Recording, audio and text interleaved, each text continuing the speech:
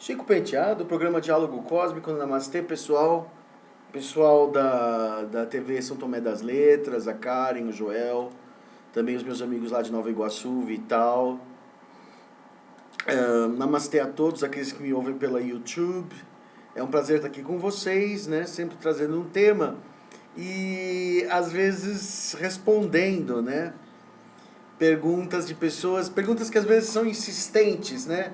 As pessoas perguntam meio que as mesmas coisas toda vez, toda hora. Uma das perguntas mais frequentes, né? Se eu fosse dizer qual é a pergunta mais frequente, é quando que os ETs vão se revelar à humanidade, né?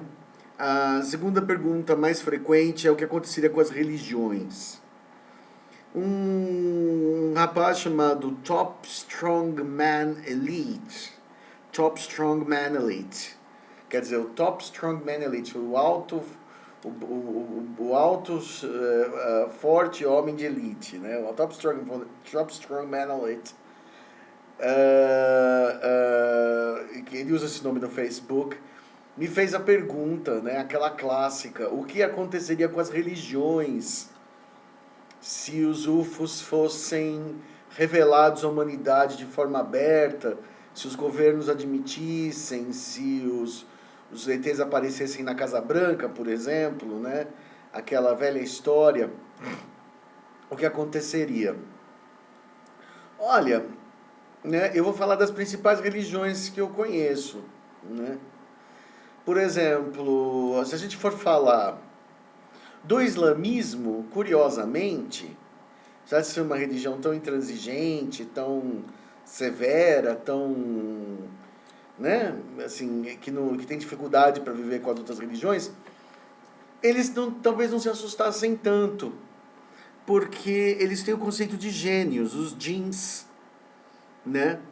Então, por exemplo, quando as pessoas descrevem histórias de UFOs, de luzes, de seres de aparência humana, mas nem tanto, de aparência monstruosa, os líderes religiosos muçulmanos sempre falam que são djinns que visitaram a pessoa. Esse djinn para eles é uma coisa assim transitória entre ele pode ser maligno ou não, ele pode chegar a ser um demônio, né? Ou ele pode ser simplesmente uma entidade espiritual não humana. Então, na Idade Média muçulmana, por exemplo, você tinha relatos de pessoas que falavam assim que foram seduzidas por djinns. Djinns é gênios, tá? É D-J-I-I-N-S. Djinn, não jeans, como calça jeans, não J. Jeans vem da palavra denim, que significa da região de Nimes, não tem nada a ver com Jinn, D-J-I-N-N, que é os seres, né? Desse mundo paralelo. Que segundo o Alcorão, né, Deus criou o mundo e criou os anjos e depois criou os djinns. E os djinns eram feitos de fogo, o fogo que não queima. E quando eles encontram Adão e Eva, Deus, Alá, né, no caso, manda os djinns se curvarem ao humano, ao homem, à mulher, a Adão e Eva, e os djinns se recusam. Eles falam: nós que somos fogo, não nos curvamos ao barro. Eles se achavam mais, e eram mais poderosos que o humano, e aí Alá expulsa os djinns, e os djinns ficam vagando pela terra, numa categoria, numa espécie de limbo, de uma espécie de quarta dimensão, né? Então isso parece muito com a história dos ETs e eu acredito que os muçulmanos eles iam conseguir digerir essa ideia dos extraterrestres, acreditando nos djinns, acreditando que seriam os gênios, tá? Sem grandes churumelas, entendeu? Por mais estranho que seja, que essa homofóbico, intransigente com as outras religiões, para isso talvez para eles não fosse um grande choque, o que é uma coisa muito curiosa, que eles têm uma certa abertura nesse sentido, entendeu? Então acho que para eles iam dizer assim, bom, são djinns, são seres, são criaturas não humanas. Talvez eles contestassem a origem extraterrestre desses seres, dissessem não, eles vêm na verdade de de um mundo paralelo, eles são mentirosos, eles são considerados pelos muçulmanos como essencialmente mentirosos, né? Que os jins têm um gosto pela mentira muito grande, né? Mas não ficariam chocados. Os budistas ficariam menos chocados ainda, porque no budismo o Buda fala: saudação aos Budas nas 10 direções, ou seja, norte, sul, leste, oeste, sudeste, nordeste, noroeste e sudoeste, mais o acima e o abaixo. Quer dizer, em todos os pontos do universo existem Budas. Por que existem Budas em todos os pontos do universo? Porque existe vida material e imaterial, vida física e vida espiritual por toda parte para o budismo. O universo ele é todinho recheado de vida. Então, assim, isso não teria choque nenhum para o extraterrestre. Inclusive o Dalai Lama, se alguém puder me ajudar a encontrar em que momento ele fala, perguntaram para o Dalai Lama sobre vida extraterrestre, e ele fala numa frase que eu não encontrei nunca mais, eu acho aquilo genial, eu não encontrei nunca mais, que o Dalai Lama falava que, sim, um dia isso vai acontecer, que a gente vai saber que os extraterrestres existem, e nós vamos passar a ter um novo tipo de problemas. Quer dizer, lidar com esses extraterrestres seria um novo desafio, porque você já tem o desafio de lidar com as pessoas de outras culturas, de outras tendências políticas, de outras religiões, de outra raça, de outra orientação sexual. Você já tem esse tipo de problema. Agora você tem que lidar com seus governos tirânicos, com a corrupção, etc., com os problemas do humano. E aí o humano ia ter que lidar com um desafio fora, né? Com o desafio externo, que seria lidar com os extraterrestres, que certamente tem seus truques, tem suas mentiras, tem suas más intenções e tudo mais, boas ou más intenções, mas tem uma facilidade muito maior de iludir o humano. Então o Dalai Lama falava assim, aí que vai começar os problemas, o problema não é admitir os extraterrestres, o problema é o que vem depois, né? Então para o budismo isso não seria de maneira alguma motivo de espanto, né? Eu particularmente fui membro de uma casa budista, a Casa de Dharma, por muitos anos, fica atualmente lá na Rua Augusta, em São Paulo. E essa Casa de Dharma, ela assim, nunca contestou. Eu sempre falei que eu mexia com ufologia, tudo. Ninguém nunca contestou. Eles não mostraram um grande interesse pelo assunto, entendeu? Como dizer assim, se no budismo o objetivo da vida é você se libertar do desejo, quer dizer, o que é se libertar do desejo? É não desejar mais nada, não desejar mais roupa, não desejar mais joia, não desejar mais... Entendeu? Eu era a pessoa mais errada do mundo para eles, porque eu não só tinha uma cobiça enorme por roupas, por joias, perfumes, blá, blá, blá, blá, como ainda tinha cobiça por descobrir se ET existe, fazer contato com ET, fazer contato com o espírito, que eles chamam isso de ambição imaterial. No budismo existem 2 tipos de ambição. Existe a ambição material, que é a ambição pelas coisas materiais, né, pela matéria. E existe a ambição imaterial, que é a ambição por uma bem-aventurança eterna, para ir para o paraíso, por se dar bem, por se tornar um mago, por se tornar um bruxo poderoso, por se tornar um paranormal poderoso. Por exemplo, uma coisa que os budistas condenam, tradicionalmente, né? Tem gente que faz, mas assim, que eles não consideram correto, que eles chamam de ambição imaterial, por exemplo, é você praticar meditação para desenvolver paranormalidade. O objetivo da meditação não é desenvolver paranormalidade, o objetivo da meditação é libertar a sua mente, não aprender a mover objetos ou aprender a entrar na mente dos outros e outras coisas que eles consideram não muito honestas.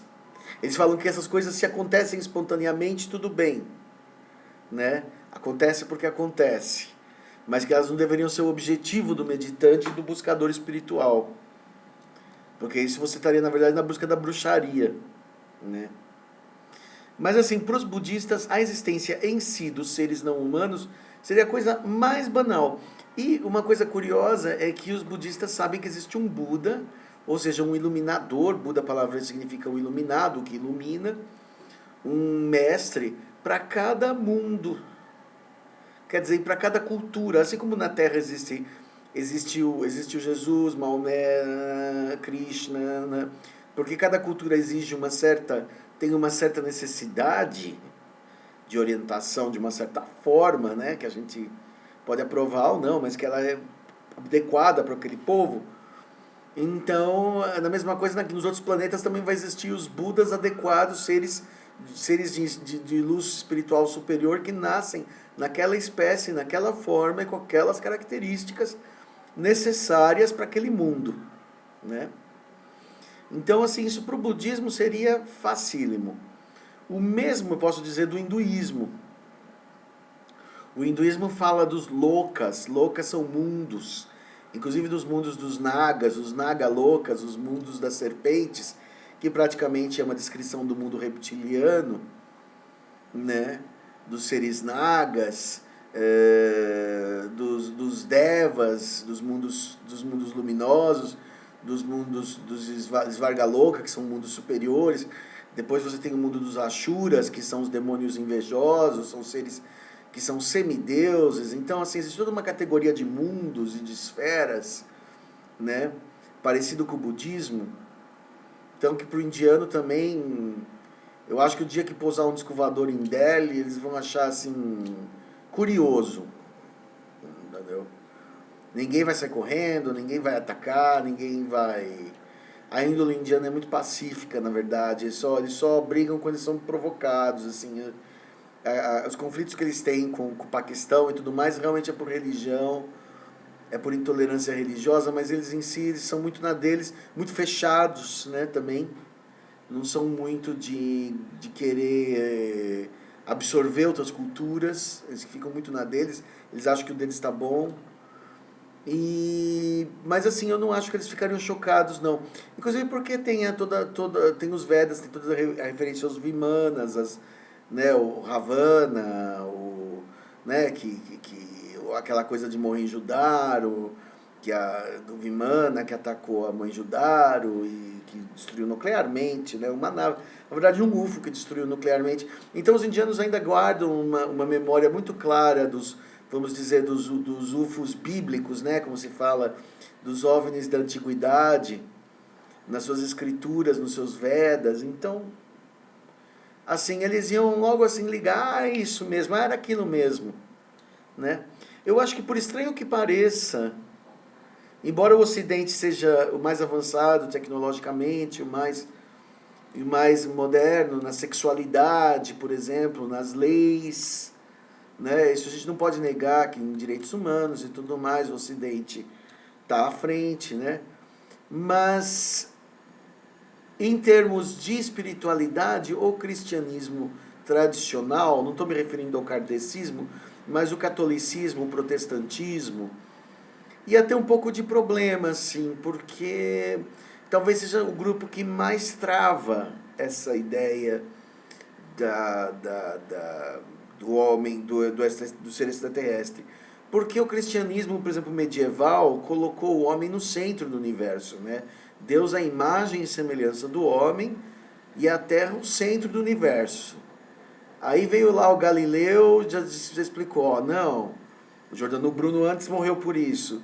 Não, a Terra não é o centro do universo, aliás, pelo contrário, ela não é centro nem do sistema solar, né? Quer dizer, a Terra, na verdade, é uma bolinha que gira em torno de um Sol pequeno, e a astronomia foi mostrando, e a astronomia só fez progredir, mostrar cada vez mais a insignificância do homem, né? E aí você vê, por exemplo, que a Terra é um planetinha, é só uma estrelinha, tem estrelas muito maiores, numa galáxia que é muito gigantesca, muito violenta, que está em rota de colisão com uma outra galáxia, quer dizer, isso dá uma perturbação, que Andrômeda está lentamente se aproximando da Via Láctea, isso vai levar bilhões de anos, a gente não vai estar aqui para ver, para saber como é que vai ser. E depois você ainda tem, por exemplo, a insignificância astronômica da Terra, né? Tem até aqueles modelos que vão mostrando a Terra em comparação ao Sol, o Sol em comparação a Antares, Antares em comparação a Eta Carina, Eta Carina em comparação ao centro da galáxia, o centro da galáxia em comparação à galáxia, a galáxia em comparação a outras galáxias, super galáxias que fazem a Via Láctea ser pequena, né?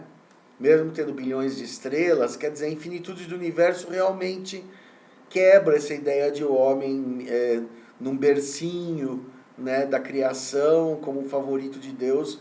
Isso fica bastante questionável, fica na verdade inválido, né? Porque o homem é simplesmente um ser que nasceu na Terra e existem muitos outros que nasceram em outros lugares, né? Então a ideia... E o Darwin, por exemplo, no século XIX, quando ele coloca que o homem descende do macaco e não de Adão e Eva, portanto descende de um animal, né?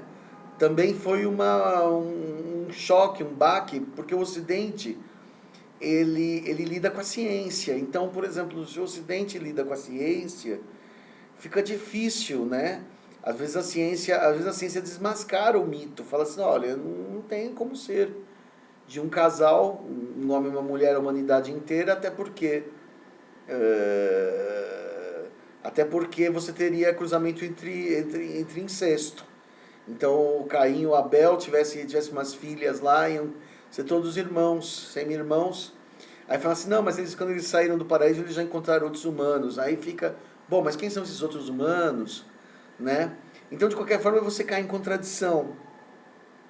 Né? Então já tinha uma criação anterior a Adão e Eva. Então Adão e Eva eram seres seres melhores que o homem normal que já habitava a Terra, ou eles eram ou eles eram o primeiro casal que formou a linhagem judaica apenas. Não fica claro, né, o que achar, né? Por exemplo, sobre o judaísmo eu não entendo muito, eu não sei como os judeus reagiriam. Eu acredito que bem, eu não sei, eu nunca ouvi falar que tivessem medo disso. Agora, no cristianismo, essa coisa de que o cristianismo colocou na Idade Média o homem como centro do universo e criado para adorar a Deus, né? Talvez criasse algum problema, assim. Agora, eu me pergunto assim, por exemplo, hoje em dia, por exemplo, Darwin... Existem os criacionistas, né, que reagem contra a figura de Darwin e tal. Falam que Darwin é mentiroso, né? Que na verdade o homem descende do macaco, descende de Adão e Eva mesmo, que dinossauro conviveu com o homem, uma série de coisas negando tem esses grupos criacionistas, né? Principalmente nos Estados Unidos, né? Mas por que, por exemplo, eu pergunto para essas pessoas assim, tudo bem, é uma parte da Bíblia, né? É uma parte da Bíblia que fala sobre isso. Mas por que isso, por exemplo, de descobrir que existem ETs, ou de que o homem não é o centro do universo, ou que o homem descende do macaco, ou que o homem descende do cachorro, né? Por que esse tipo de coisa diminuiria a mensagem do Cristo, né? Quer dizer, se é cristianismo, né? Então aquelas coisas que o Cristo falou, né? E que existe a Bíblia toda, é o corpus da Bíblia. Mas o que o cristianismo falou de uma forma geral, né, questões dos mandamentos, do amar ao próximo, o sermão da montanha, né, todos os ensinamentos de Jesus Cristo, né, tudo bem, tem o Velho Testamento também, né, isso não deveria ficar inválido pelo fato de que existem extraterrestres, né. Até o Papa, se eu não me engano, não foi nem esse último, até o João Paulo II falou que se existissem extraterrestres, eles iam apresentar a Bíblia aos extraterrestres, né? E buscar fazer uma conversão. Né? Nem consegui muita coisa. Mas não seria um problema, não deveria ser um problema, porque se a sua fé é frágil que não pode resistir à ciência, né? Então, todas essas coisas muito dogmáticas, porque, na verdade, na verdade as mensagens filosóficas, né, de Jesus, de Maomé, de Buda, de Krishna, etc., dos fundadores de religiões aí, né, tem a parte filosófica que interessa mesmo, e existe um certo floreio. Por exemplo, no budismo se fala, né, Eu não acredito nisso. Que, embora eu tenha frequentado o budismo, que está lá nas escrituras que quando o Buda bebê saiu andando e onde ele pisava nasceu imediatamente uma flor de lótus. Entendeu? Aí ele olha para a mãe e fala assim, eu vim para ser a luz do mundo. Até que ele tenha nascido falando, seja um super espírito, até me faz sentido para mim. Mas que onde ele pisasse nascesse uma flor de lótus em cada 10 segundos, isso para mim já é um certo floreio, né? Então a gente tem que talvez aprender a separar um pouco a parte do homem antigo, de como ele louvava, né, o divino com certo exagero, né? E a essência filosófica das religiões, né? Que é o que realmente importa. Então, nesse sentido, se você conseguir destilar a essência filosófica do que o Cristo disse, do que Buda disse, etc., entendeu? Você pode tirar um pouco de lado esses excessos, né, religiosos e fazer uma religião mais arejada, um pouco mais... que certamente o contato com esse terrestre ia levar a humanidade a ter que rever, né? Não abandonar suas religiões, mas rever. Por exemplo, essa história do Adão e Eva, essa história do homem à imagem e semelhança de Deus, entendeu? Sei lá, né? Nas outras religiões todas. Aí tem uma série de dogmas muito estritos que iam ficar balançados, mas a religião pode sim se adaptar, eu acredito nisso. Você pode ser cristão e acreditar em UFO, em ET, você pode ser muçulmano e acreditar em UFO, em ET, você pode ser budista e acreditar em UFO, em ET, ser os hindus até falam disso numa boa, né? Eu não vejo por que isso seja uma tão grande contradição. Tá bom? Essa é a minha resposta para o Top Strongman Elite, tá? Que me perguntou isso no outro dia, queria que eu falasse inbox. Eu falei, não, no inbox eu não vou ficar falando isso tudo. Eu faço um programinha e conto o que eu acho. Eu acho que a religião vai sim sofrer um impacto e vai se adaptar, como se adaptou ao darwinismo, entendeu? Um monte de gente é cristã e acredita que o homem descende de um macaco. Qual é o problema? Você pode acreditar em Cristo e pode acreditar na ciência também. Não tem tão grande contradição. Porque a mensagem é a mesma. O dogma é que fica balançado, né? É um pouco daquelas coisas assim, né? Algumas coisas com relação a milagres e tudo mais que você pode contestar. Isso não encaixa mais. Mas a essência do ensinamento está lá. É o que importa. Né? Tá bom? Chico Penteado, programa Diálogo Cósmico e Namastê.